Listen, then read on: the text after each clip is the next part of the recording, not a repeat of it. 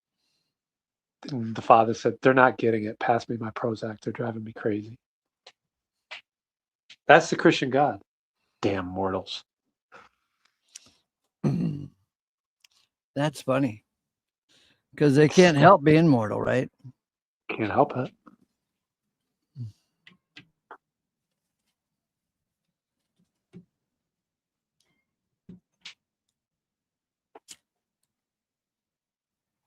The Christian God desires all to be saved, but he subjects man. One of the definitions of subjection is domination. Mm-hmm. God has subjected man and is dominating man in whatever way he wants. So I was on the road near Lake Placid, Ace, and the power went out all over the Lake George area, Chestertown, up in Brant Lake, all that area. And all these people with free will who have electric cars and were low on gas pulled into the charging stations and the gas stations, and guess what? With the power out. Uh-oh. The infinite number of variables that affect my free will just came into play, and we can't charge our car up.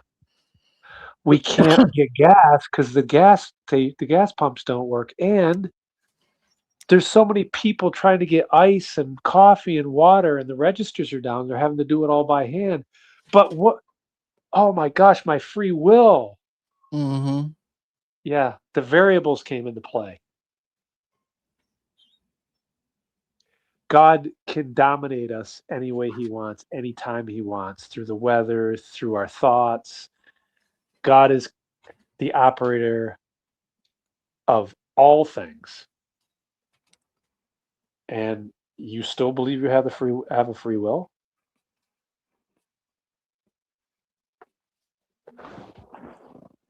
If God is operating all things according to the counsel of his will, he can interfere with your puny will anytime he wants. Yeah.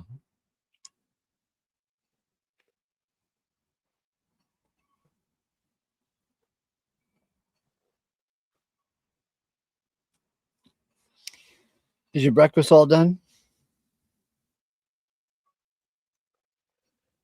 I am done on the stove. Sweet. You want to read? I'll read. All right.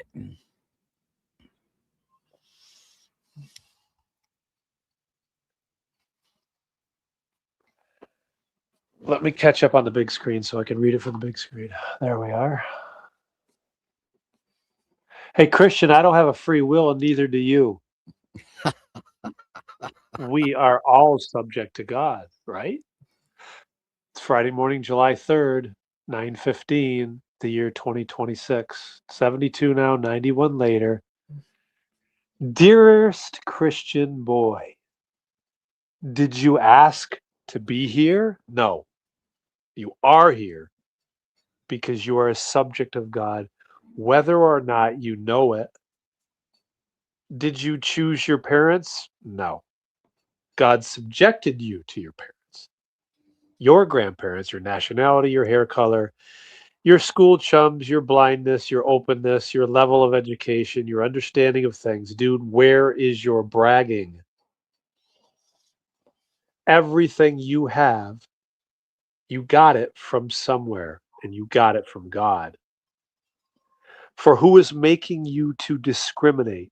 Now, what have you which you did not obtain? Now, if you obtained it also, why are you boasting as though not obtaining?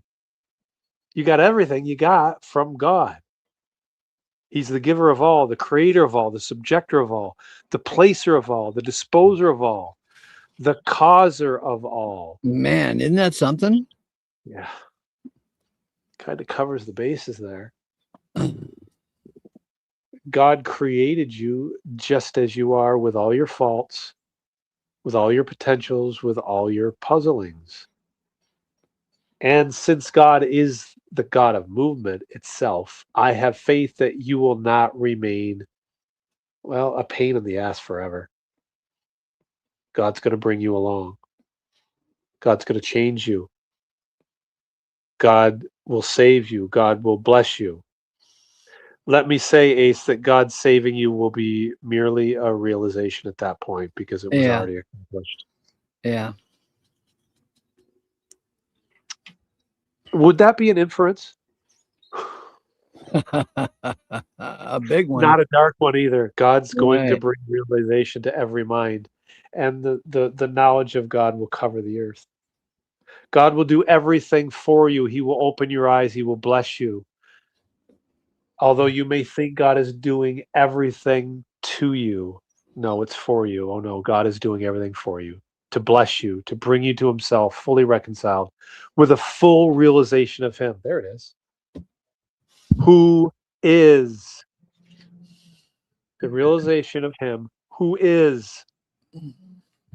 People who blather about free will do not speak of the plan and the purpose of God. God's will is the thing, dude. God's will is so much more interesting than man's will.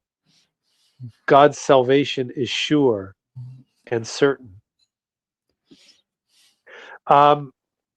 Is it Romans 8 that says God has subjected to man against involuntarily? Yep. But in expectation. Uh-huh. So for 3 eons, we've been subjected, God has subjected us to man, to all things man. A little bit of Christ put in there, he appeared on the stake and was entombed and resurrected, and Paul did his ministry, and Peter did his ministry, and that sort of thing. But imagine that is the man part of it. Imagine what it's going to be when Christ rules. Yeah. The body of Christ. God's salvation is sure and certain. Man's imagined free will is sketchy and it's uncertain. The Christian religion is so focused on man and man's doings that they cannot imagine that God is happy. He's coming back. Your father's coming home. Yeah. 1 Timothy 1:11. All they can see is that man is such a miserable mess. Surely God must cleanse the universe of such trash, right? But check this out. As I have come to see in the story of God in Christ, God is happy. Again, 1 Timothy 1:11. God is happy because God is happy with Christ and Christ's obedience. He was obedient unto death, even the death of the cross. And because God is happy with Christ and what Christ achieved on the cross, God is going to reward Christ with all. You see, Christ died for all. Christ died for all. And so God is going to surrender all to Christ. And thus all will be subject to Christ. That's in 15, 27, 28 of 1 Corinthians.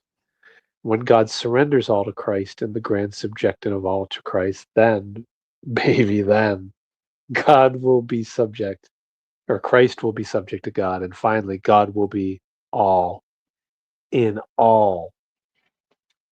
For he subjects all under his feet. Now, whenever he may be saying that all is subject, it is evident that it is outside of him who subjects all to him. Now, whenever all may be subject to him, then the Son himself also shall be subjected to him, who subjects all to him, that God may be all in all. So keep in mind that the Old Testament Hebrew word for God is subjector. Now look at 1 Corinthians 15, 27 and 28. Imagine the subjector subjecting all under his feet. Then imagine, after all are subjected under his feet, then the Son. Then imagine, after all are subjected under his feet, then the Son himself being subjected to the subjector of all. Oh my God, what a story it is before us. So the Christian boys come along and hear the message that all is of God, and they freak out. They can't imagine that they themselves will be subject to anyone but themselves. They certainly love themselves and vainly sit around fancying how important they are. I love your hyperbole there. You're so hyperbolic towards Christians. They love their free will so much that every damn one of them goes all cross-eyed when we present Romans 8:20-21 to them. They have no idea what to do with that passage, with the exception of Amicus, because he knows what to do with it. Yeah, throw it in the toilet. They claim, well, no, he will explain his position. He will explain his position. I give him that. They claim to believe God, and they claim to have made the right choice, and they chose God, and they can't understand why no one else, well, chose God like they chose God. Why not? But when they lay their itty-bitty eyes on 8:20-21 of Romans, they gasp. It's hard to think a new thought. For the vanity was the creation subjected. Not just the elect, not just the circumcision or the uncircumcision or the nations, but the creation was subjected, dominated, not voluntarily. There's no free will here, but because of him who, capital W, I remember the first time I read that and saw the capital W, who subjects it in expectation. This is the guarantee. The earnest becomes the guarantee. Yeah. Uh-huh. And 21, that the creation itself also, not the circumcision, uncircumcision, nations, Israel, the creation itself also shall be freed from the slavery of corruption into the glorious freedom of the children of God. Corruption to incorruption, sin and death to life. Yeah. Mortality to immortality. You see the process here? You see the process that God is taking us through? It's a process. Yeah. Unfortunately, our Christian past, we didn't see that. We just saw corruption to eternal torment. Creation subjected? Well, say it isn't so. Subjected against its will? Say that isn't so. Subjected in expectation? Say it isn't so. Creation freed from the slavery of corruption? Say it isn't so. Creation freed into the glorious freedom of the children of God? Say it isn't so. You see the typical Christian fancies that he himself will be saved from hell to enjoy heaven. But most of the billions, the vast majority who never heard, will be tossed into hell. A word not in the scriptures. They can't imagine that the entire creation will one day enjoy the glorious freedom of the children of God. Hell is not in the scriptures. There's only Hades, Gehenna, Tartarus, and Gehenna. And Gehenna is an actual geographical place. Thank God. The Christian word free will shows up nowhere in the New Testament. Again, let's thank God the Christian word free will, like hell, shows up nowhere. Yeah. The New Testament. Free will and all that nonsense that accompanies it is not in the mind and the heart and the revelation of God. Remember, Ace, when God told Israel, why are you throwing your children into the fires of Moloch? I never told you to do this. I've never even thought such a thing. Mm-hmm. God is happy with, and he's happy with Christ, and Christ died for All. And God will reward Christ, his son, with all. None will be left unchanged and incomplete in that day. Every knee will sweetly bow. What a day. What a glorious day. It's 10:02. Yours sincerely, Ace, spot owned and subjected. Grace to you. P.S. God appoints his son to be the enjoyer of the allotment of all. Hebrews 1:2. It's amazing. Tim Theo, check this out. Thus also is the resurrection of the died ones. It is sown in corruption. It is roused in corruption. You know how dark the mystical inferences are of the Christians? This is how dark it is. Yeah. They say they're going to be, they're going to be the resurrection of the died ones is going to result in having an immortal body to be tormented in. Wow. It is sown in corruption. It is roused in incorruption. God will reap what he sows. Tim Theo says, man reaps what he sows. But God's going to reap what he sows. And Tim appears to know nothing about God reaping what he has sown.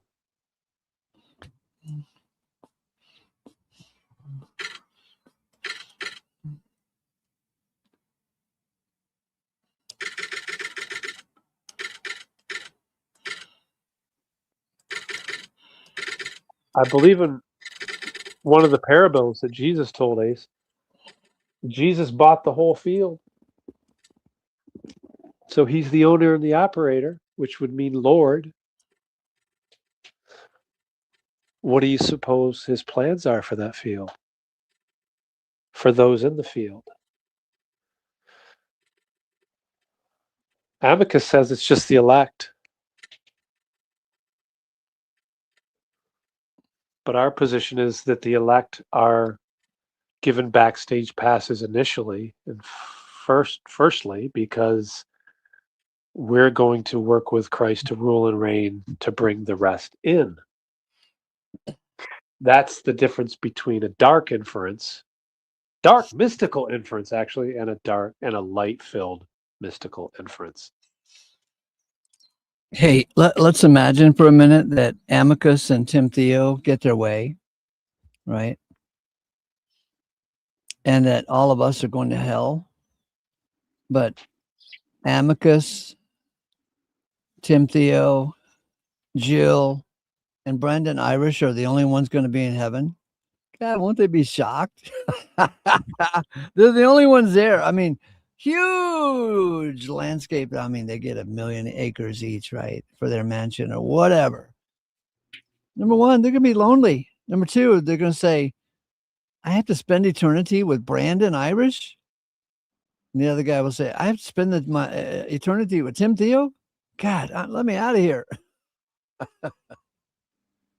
Because part of the mythology of Christianity is nobody is changed after they die. They die, and as soon as they die, they're just like they always were, and they will be that way forever. If they're stubborn right at the moment they die, they'll remain stubborn forever. Yeah. That's a damn wicked idea that there's no change beyond change. It's rather short-sighted. Rather short-sighted. Right. God only has 71 years to change a guy and really bring him to, up to speed. But Ace, let's take this based on trajectory. How many people do you know that come in who speak of eternal torment and things like these? They've been doing this for 30, 40, 50 years. Mm-hmm.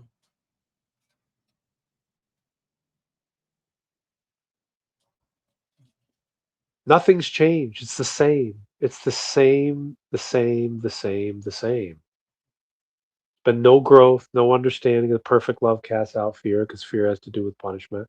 I mean, imagine when you meet people who are adults that act like kindergartners, it's astonishing to you. It's like, wow, you're still acting like that? There's been 11 grades between kindergarten and grade 12. Now, maybe you didn't get to grade 12. Maybe you just went to grade 7. But there's been a process going on here. We see process all through life. Processes, seasons, spring, summer, winter, fall. Kindergarten to grade 12.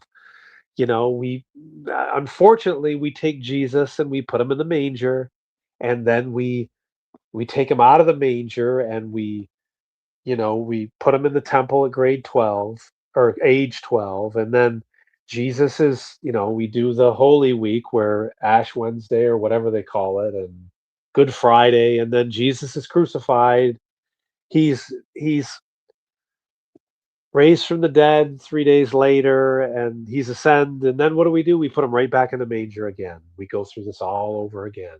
And for many of us, we're done with that. We'll go with it. But can we move on? Can we start talking about immortality here? Can we talk about ruling and reigning? Can we move on from the manger to the grave and back to the manger again? We keep doing this. You want to keep doing it? Did Paul ever say, did the apostles of the nations ever tell you to do these holy days? He didn't. But we keep doing them, and people keep doing the eternal conscious torment thing, and they can't get over it. So, Dennis, do you know what an antimonian is? Anti-money? No, I'm not anti-money. No, antimonian. Oh, antimonian. Yeah. Tell me. Well, it's a word that was invented by some Christian theologian, and it means you. If you're an antimonian, you believe that you can sin and get away with it. You don't have to obey the law. You're just all grace all the time, and you go too far. You go too far with that grace business, right? Yeah.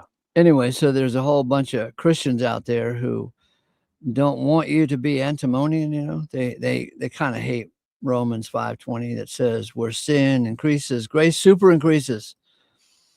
Anyway, so they don't want anyone to know about Romans 5:20. They say, oh, you're antimonian. We better be, So yesterday or maybe the day before, I went over to Jamie Russell's channel, and he was hating on the antimonians. That's good news to me. To the point where I forgot exactly how he said it, but I got the idea that the antimonians were going to hell, right? So I left a comment.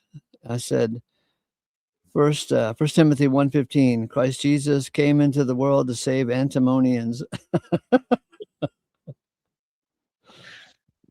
Isn't it convenient that the Christians come up with all these doctrines that nullify Paul's message, that negate Paul's message of grace, transcendent grace?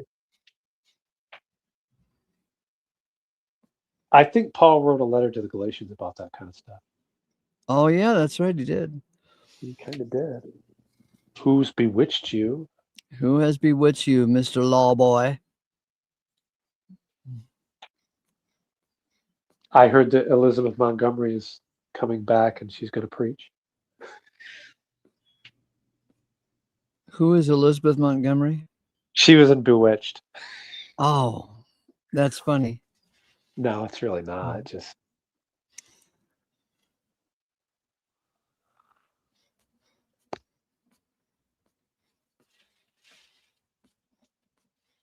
Just filling time, Ace, to the end of the eon. Got to keep busy.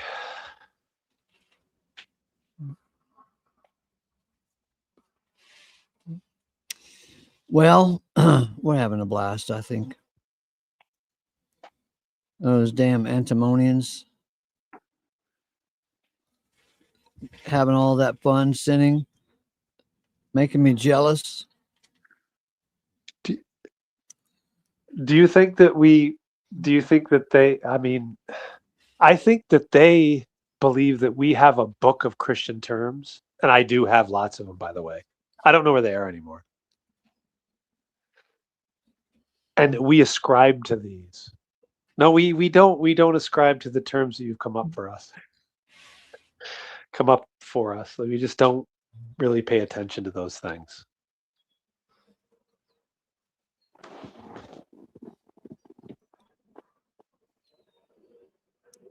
I find it fascinating that Amicus, when I'm out on the road, he's still trying to convert you back into what was once your vantage point. He's still trying to bring you back there. Mm.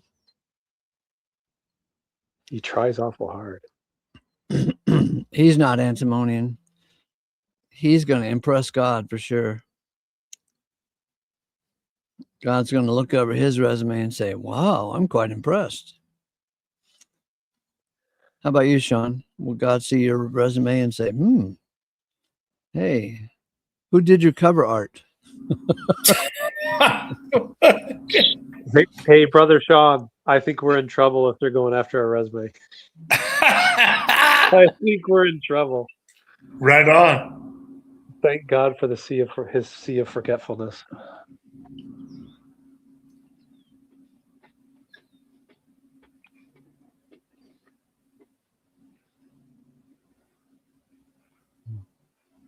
It's not my story. I thought it was his story. Wow. Yeah. You're right. My story would be mystery. His story would be history. That's so clever. You could write poetry, baby. No, I don't think so, Ace. I'm too illiterate and stupid. But you don't have to tell people that. You could I don't want put a sign. I got a money-making idea for you. Just put a sign on your door that says, love poems, customized love poems written for $29.95. Ring twice. So they ring the doorbell twice, and then you bring them in and say, where's your money? And you put $29.95, and you sit down and write the same poem for each of them, right? Right. And say, if you really want to get that girl, right, to just fall in love with you, give her this poem, tape this poem onto a big screen TV and give her the big screen TV, and then she'll really love you. Aw, isn't that special? Yeah. Sean, go to your accountant and go to your accountant and have him look up on the list of corporations to see if there's a corporation called Fake It Till You Make It Incorporated. Fake it till you make it. That's gonna be it. That's a lot. I hear a lot of Christians here, and they're from Fake It Till You Make It Incorporated. Yeah, I used to hear that slogan all the time. Well, wait a minute now, Sean. Now let's deal with this thing where you don't think you're a good poet, right? Yeah. So all you have to do is go back to the 1970s to the rock and roll library, right? And just copy one of those poems out of a 1970s rock song, and then give it to the guy for $29.95, of course. Money back guarantee if this doesn't work, to bring that woman into your arms if you tape the thing to a big screen TV and give it to her, you know. We had the best music, man. I miss the 70s. Oh gosh. Yeah, like, oh, how about this for a poem from the 70s? Tiptoe through the tulips. Tiptoe through the tulips. Something, something, something. You can be in love with me or something like that, right? So, man, you're going to make a lot of money with this idea, Sean. You'll be known as the house poet. No. Get your poetry from Sean Eagle. I love you. Who was the British Prime Minister, Ace? Who just went right up to her and just said, look, I'm just after you for your money. That would be Benjamin Disraeli. Disraeli Gears. He just stepped right up to her and said, look, I'm going to be prime minister. I'm going to need money. And you and I just ought to form a union. And actually did okay, didn't they, Ace? For a little bit? They loved each other. Yeah, like 40 years they did okay. Wow. Till she up and died. Then he didn't love her anymore. Imagine that. Well, yeah.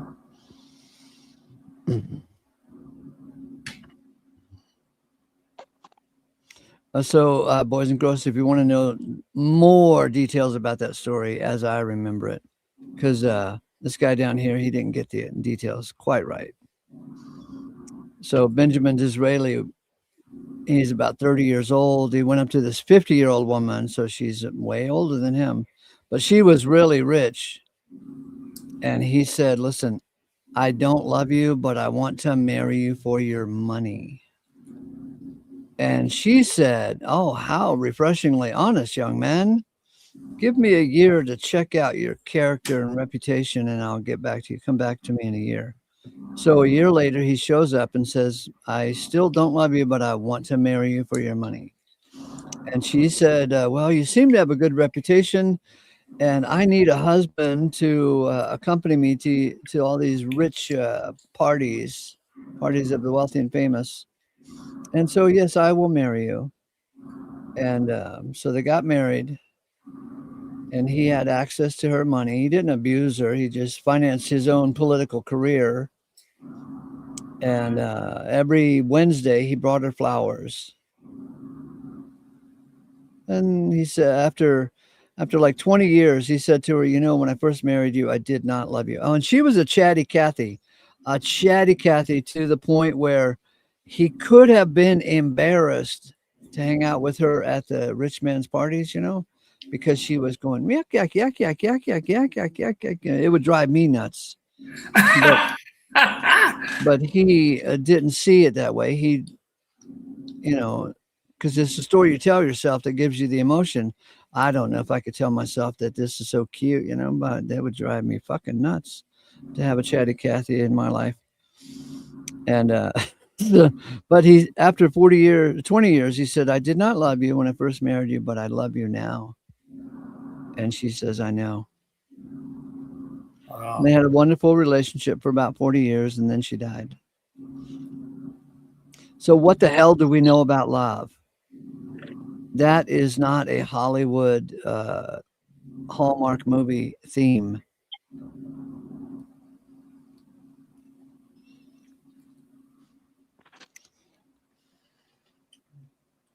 It's kind of a cool story, Ace. I like that. Yeah. I think you talked about it a while back, and I had forgotten about it, but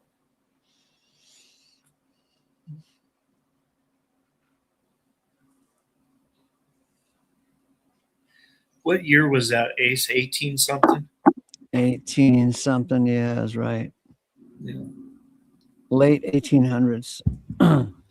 And Benjamin Disraeli went on to become the Prime Minister of England. Wow. And he kept a journal, and you can buy his journal, I think, on Amazon or whatever. And his writings are real inspirational and mystical. Yeah. He probably was one of the better prime ministers, huh? I don't know about that. I think all politicians are parasites. Yeah. I think he was the prime minister that got the Suez Canal dug. Oh, yeah. Do you think these senators are spending $100 million on a Senate seat for $192,000 a year because they're going after that $192,000 a year? Yeah, they're in it for the big bucks, not the little bucks.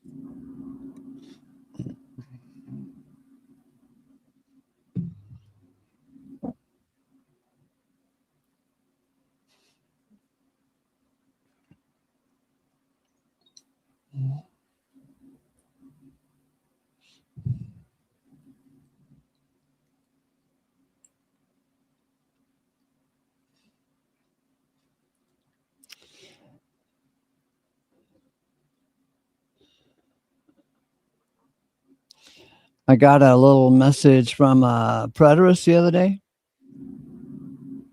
and he, I don't know how he thinks. I mean, we're trying to figure out how he thinks, right? But he asked me, what is Martin Zender going to face when he up and dies and has to stand before the judgments of God? Because according to Preterist, Martin Zender is wrong. And Preterist is right. Anyway, so he asked me about Martin Zender's facing the judgments of God. So I wrote to him and I said, judge the widows and the orphans, says that Old Testament verse. What about the word judge leads you to believe that the judgments of God are untrustworthy and to be avoided? Dude, we want more of God's judgments, not less. Yeah, I read that. Hey.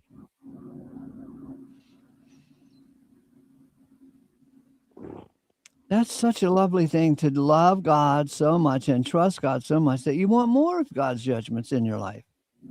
Because you don't want your own judgments, right? Because we're all dumbasses, right? And be some good news. Our judgments are not terribly brilliant. I mean, think about the judgments of preterists. Are you going to be subjected to the judgment? You better hope you're not subjected to the judgments of preterists. You better hope that you are subjected just to the judgments of God, because the judgments of God are quite trustworthy and right. I'm not sure if this is applicable, Ace, for exactly what you were saying, but you'll see the inference. Remember when Jesus, he said, I call you friends. You're my friends. And I don't know if it was Jesus that spoke a parable about this, but the idea was that you don't need to keep going back to God. Actually, there was a parable in the circumcision gospels about that, but you don't need to keep asking your Father for this. You're not his servant. You're his son. He knows what you need. Ask him once. He knows. And then let's extend that to grace. Paul said, look, I've got this problem. You need to take it away. And God was, no, I'm not going to take it away. My grace is sufficient.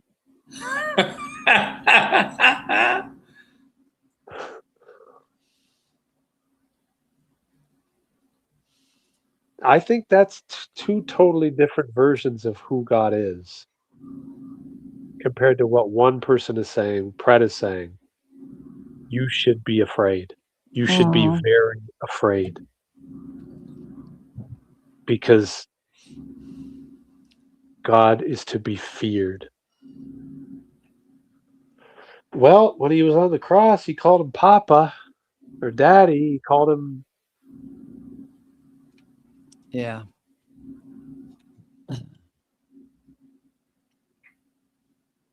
Pret, you got the faith to do that? If you don't, then God didn't give you the faith. Christ didn't give you the faith to do it. But the faith of Christ is that we're not we're not just his servants. We're his family, and his grace is sufficient. I like what he said. He said it's like walking into the house and what's in the fridge? You're part of the family. Okay. Pretty cool.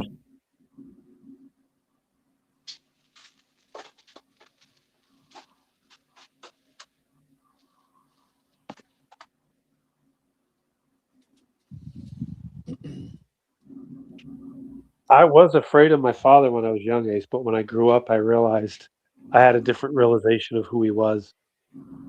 And God is not a man. We know that. Lucky He's us. better. He's better. He's better than a man. And he's chosen Christ, Jesus, his son, who we all came through, to be seated at his right hand. So what about that is not so phenomenal and astonishing? There's a ascended, immortal man seated at the right hand of God. It's absolutely astonishing for all of us. Our inheritance is beyond our wildest dreams. It's not material either. It's beyond what we can understand right now. But there is an immortal ascended man seated at the right hand of the Father.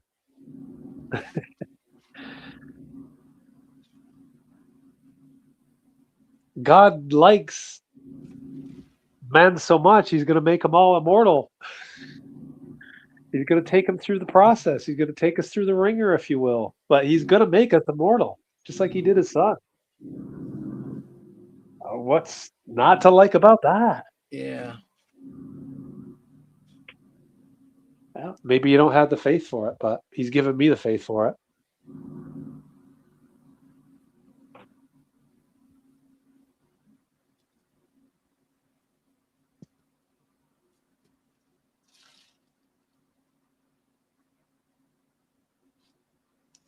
Yeah, imagine these guys, these Christian boys, flipping their doctrine around, their teaching, so that they can say, hey, you can trust the judgments of God. What? That would be weird, a weird day, huh? Because right now they're saying, you don't trust, nobody should trust the judgments of God. They're going to be tough, man. Make sure God doesn't judge you at all. When you get to the great white throne, be as pure as you can be.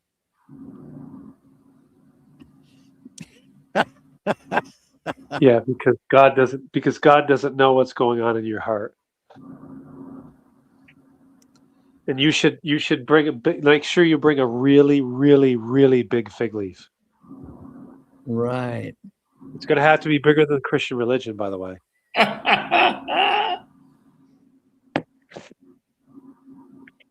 It's going to have to be bigger than Wednesday prayer meeting, Sunday morning, Sunday school, Sunday morning first worship service, second worship service, youth night, and all of the other things. It's going to have to be way more than that. It's going to have to be bigger than what Jesus did. Get at her. Get working. Yeah, there's so much that's about the Christian religion that is absolutely cultural. And I remember when I quit going to church on purpose, it wasn't because I was sick. I just quit going to church on purpose because I knew this journey of faith was taking me out of church. And I remember sitting on the porch on Sunday morning, my very first non-church day, and seeing all of these cars drive by at like 10 minutes till 11 to get to church on time. Man, it was culture shock because I had been to church 3,000 or 4,000 times before that day. And now I wasn't going. It was a little bit frightful.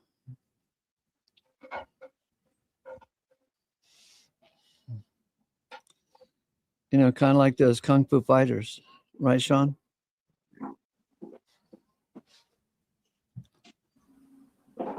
Remember that song? Everybody was Kung Fu fighting.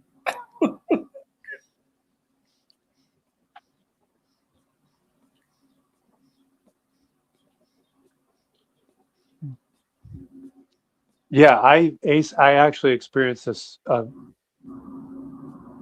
an aggressive exhale.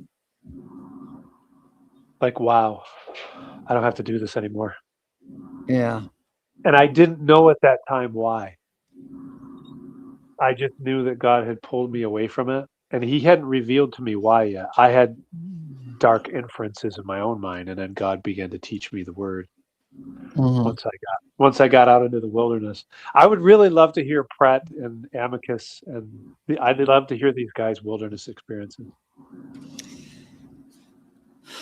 What it was like to be in the fire, and how they got so compassionate.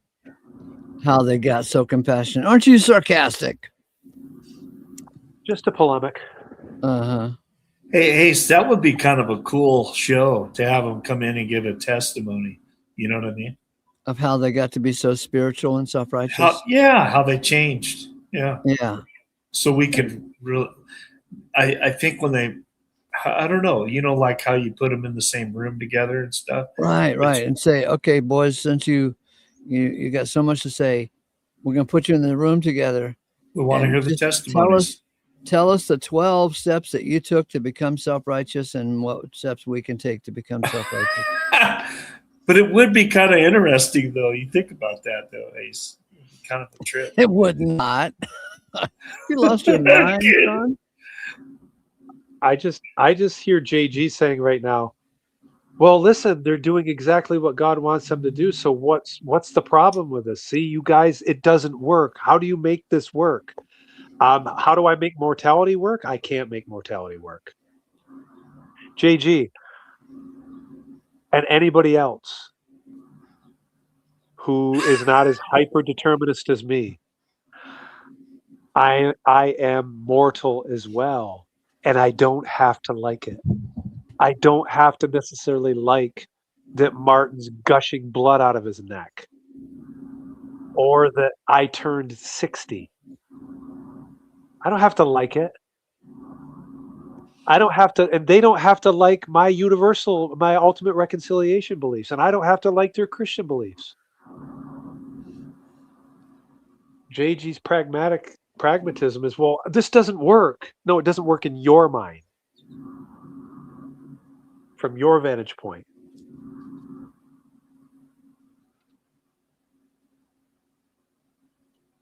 I don't know how it works. Do you know how it works, Ace? I thought it was Christ that did the work. I don't know how to make it work. I'm not the owner and the operator, by the way. Christ did.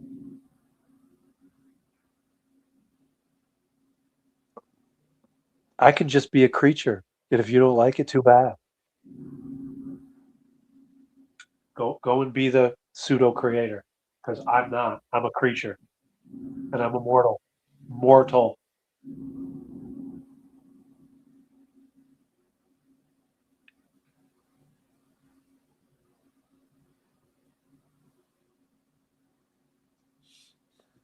Ace, do you suppose that God knows I'm clay?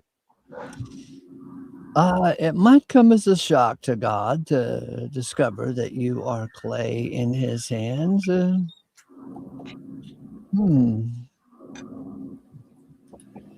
he's quite reasonable about it. My grace is sufficient. He might squeeze you.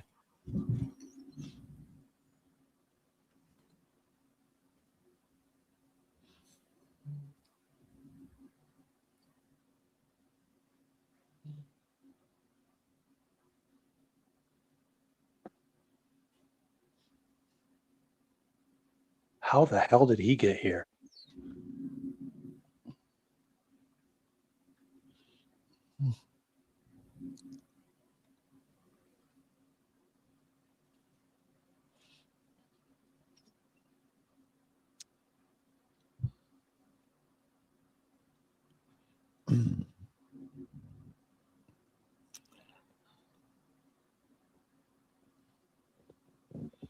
Sean, did you read the essay this morning?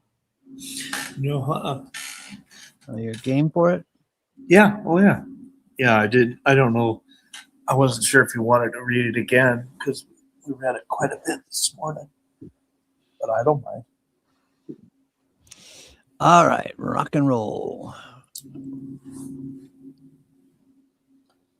Let my thing catch up here. Okay. Hey, Christian. I don't have a free will, and neither do you. We are all subject to God, right? Friday morning, July 23rd, 2026, 9:15 a.m., 72 degrees now, 91 degrees later. Dearest Christian boy, did you ask to be here? No, you are here because you are a subject of God. Whether or not you know it. Did you choose your parents? No.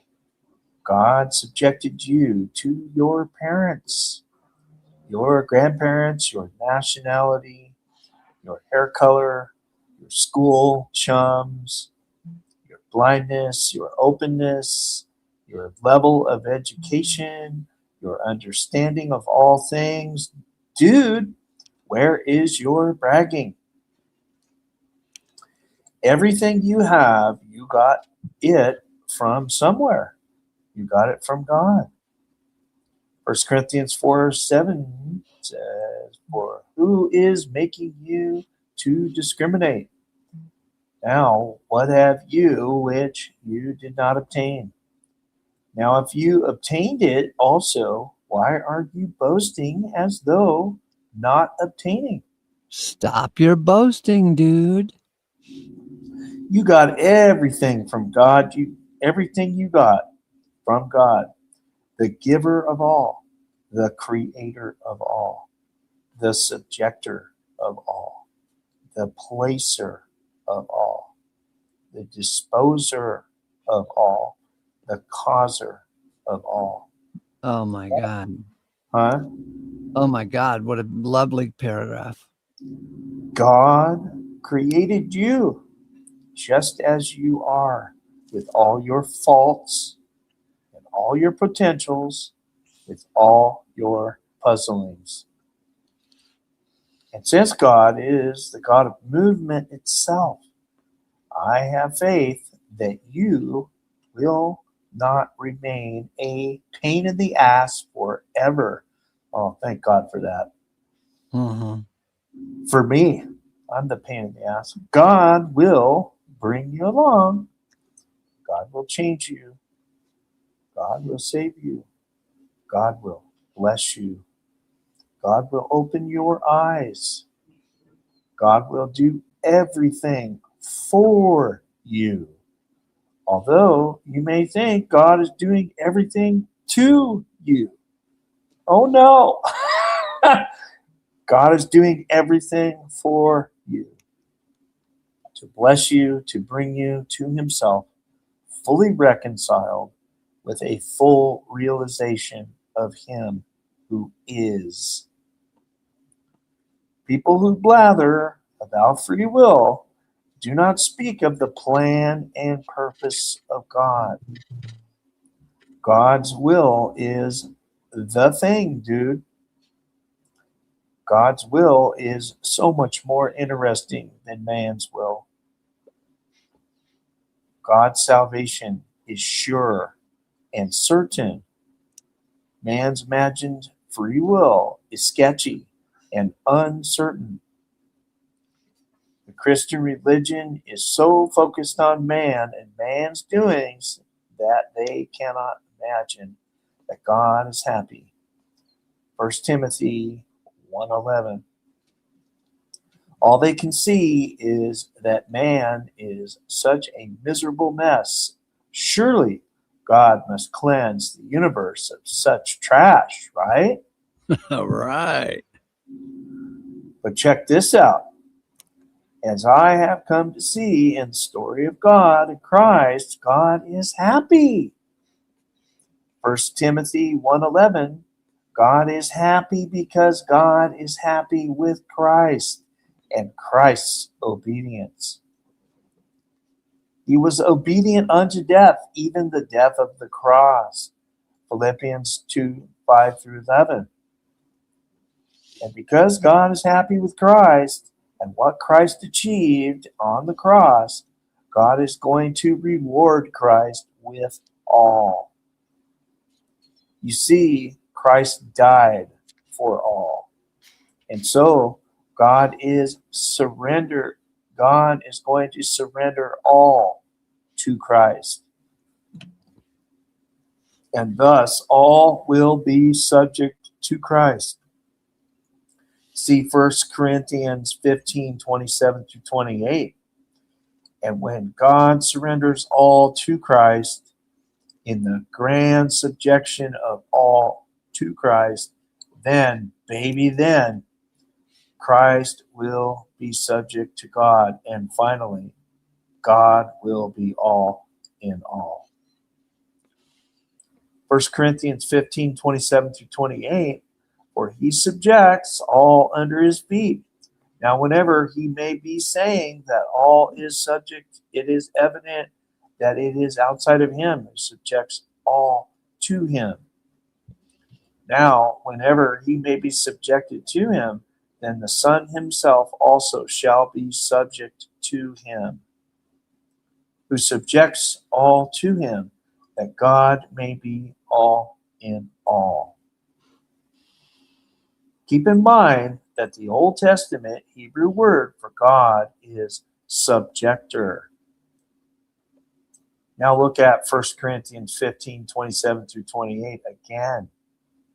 Imagine the subjector subjecting all under his feet. Then imagine after all are subjected under his feet, then the Son himself being subjected to the subjector of all. Oh my, what a story before us. So the Christian boys come along and hear the message that all is of God. Romans 11:36. And they freak out. They can't imagine that they themselves will be subject to anyone but themselves. They certainly love themselves and vainly sit around fancying how important they are. They love their free will so much that every damn one of them goes all cross-eyed when I present Romans 8:20 and 20 through 21 to them. They have no idea what to do with that passage. They claim to believe the Bible, and they claim to have made the right choice. And they chose God. And they can't understand why no one else chooses God like they chose God. But when they lay their itty-bitty eyes on Romans 8:20 through 21, they gasp. It's hard to think a new thought. Romans 8:20 through 21. For to vanity was the creation subjected, not voluntarily. No free will here, but because of him who subjects it in expectation, the guarantee that creation itself also shall be freed from the slavery of corruption into the glorious freedom of the children of God. The Christian says, creation subjected, say it isn't so. Subjected against its will, say it isn't so. Subjected in expectation, say it isn't so. Creation freed from the slavery of corruption, say it isn't so. Creation freed into the glorious freedom of the children of God, say it isn't so. You see, the typical Christian fancies that he himself will be saved from hell to enjoy heaven, but most of the vast majority will be tossed into hell. They can't imagine that the entire creation will one day enjoy the glorious freedom of the children of God. It's all about them. And maybe a few of their friends, but not all. Not at all. Thank God the Christian word free will shows up nowhere in the New Testament. Free will and all its nonsense that accompanies it is not in the mind and the heart and revelation of God. God is happy. God is happy with Christ. And Christ died for all. And God will reward Christ with all. None will be left unchanged and incomplete in that day. Every knee will sweetly bow. What a day. What a glorious day. 10:02 a.m. Yours sincerely, Ace Theo, bought, owned, and subjected. Grace to you. P.S. God appoints his Son to be the enjoyer of the allotment of all. Hebrews 1:2. Amazing. P.P.S. Tim Theo, check this out. 1 Corinthians 15:42. Thus also in the resurrection of the died ones, it is sown in corruption, it is roused in incorruption. God will reap what he sows. Tim Theo says, man will reap what he sows. Sin knows nothing about God reaping what he sows. God sowed Christ into death, then raised him to life, the first fruit of them that repose in the sleep of death. See 1 Corinthians 15:20. Well, sir. That's awesome, Ace. Thank you, boys and girls, for stopping by. Wasn't it a fun 4 hours? Got to watch a little gardening video with a whole bunch of flowers. What else? Oh, we got to hear Justin do his presentation on Greek verb forms and how we might better understand God's word. Go back and check it out. And timestamp these things if you don't mind, so people can find them easier and decide if they want to listen to this as opposed to that. And see if you can spread the news around among the Christians. But, that doesn't really help because they're not believers. They're doubters. But can try because, all of us came through the Christian religion, right? I was a doubter. I doubted that God would be all in all. I doubted that God was the Savior of all. I doubted that it was not of him that willeth, but of God the merciful. I had doubted all of these things that we rejoice in these days. So there's hope, if God can save us, dude, he can save anybody. God was in Christ conciliating the world to himself, 2 Corinthians 5:18-21. That's something. God gave the law that sin might increase, Romans 5:20. That's something. And where sin increases, grace super duper duper duper duper increases.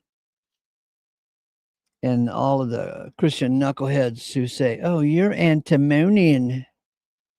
You lay Romans 5:20, where grace abounds. I know, yeah, that's what they think. They think where grace abounds, sin will get even worse. So they want to put a crimp in sin so that you don't need much grace, right? But Romans 5:20 says, where sin abounds, grace did much more abound. Anyway, we have a good God. He knows exactly what he's doing, and his plan and purpose is not subject to man, but man is subject to God, right? It is not man who establishes his relationship with God. It is God who establishes and maintains his relationship with man. Because he is the potter and we be the lump of clay, as Jody says. One lump of clay, grand and glorious. Okay, thumbs up. That thing, yeah. Leave comments and comment on other people's comments because the conversation goes on. Grace to you and peace from God. Bye for now.